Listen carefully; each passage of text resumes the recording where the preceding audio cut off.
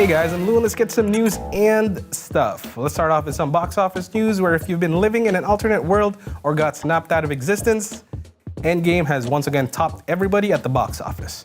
I mean, I feel sorry for the films that were also released in the past 2 weeks. Sorry, The Intruder, Long Shot, and Ugly Dolls. Well, I guess they're kind of cute, but whatever.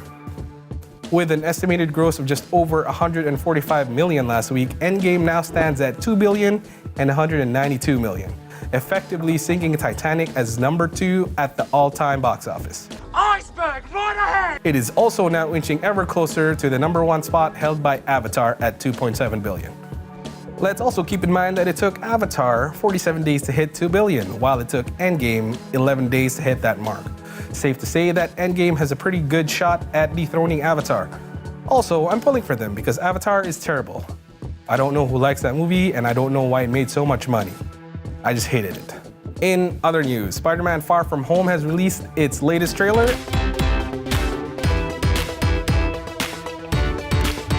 And if you haven't seen Endgame, well, sorry. You should go watch it and also watch our spoiler review because the latest trailer is all about the aftermath of Endgame. From what we can see, this prompts Peter to go Nick Fury and go on a class trip abroad.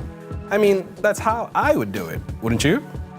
Excited to see how this movie answers the leftover questions about the snap in Infinity War. Did MJ get snapped and come back? Does she know he's Spider-Man?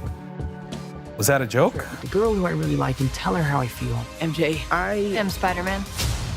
No, of course I'm not. I mean, it's kind of obvious. Young romance. And if she wasn't snapped, wouldn't she be 5 years older than Peter now? Also, Mysterio is from another reality that stems from the repercussions of some crazy time heist that those damn Avengers pulled. Someone in that group definitely f***ed up.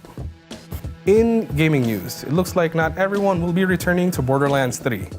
While of course fan favorite character Claptrap is returning, he may sound a bit different. Claptrap voice actor David Eddings will not be returning to the voice of the short robot due to a pay dispute. And let that be a lesson to you all. Pay the man. Also, Germs broke down the trailer for Borderlands 3. You can check that out from our news and stuff section on our channel. And finally, we're gonna end it off with some Game of Thrones, courtesy of Starbucks. No, really. On Sunday, we saw the third last Game of Thrones episode, and we are still reeling. While there was a lot going on, fans of the show were quick to notice a little error in one of the scenes. Looks like someone was trying to stay a little warm in the north with the help of Starbucks. One scene taking place in the dining hall of Winterfell had a Starbucks cup in one of the shots. Imagine calling out that order. I have a venti chai latte with extra whip for Daenerys Stormborn of House Targaryen. The first of her name, Queen of the Andals, the first of men, protector of the Seven Kingdoms, the mother of dragons, the Khaleesi of the Great Grass Sea, the Unburnt, the Breaker of Chain, aunt of Jon Snow, blah, blah, blah, you know the rest. And upon contacting Starbucks, they confirmed that there have been no plans as of yet for a Starbucks in Winterfell. I do believe, however, that there are plans to open one in Wakanda. And what did you imagine? The Olympics? Maybe even a Starbucks? Winterfell shouldn't be that too far down the list. Oh yeah, also, Jon Snow. You gave Ghost away and you didn't even hug your dog. What the is wrong with you?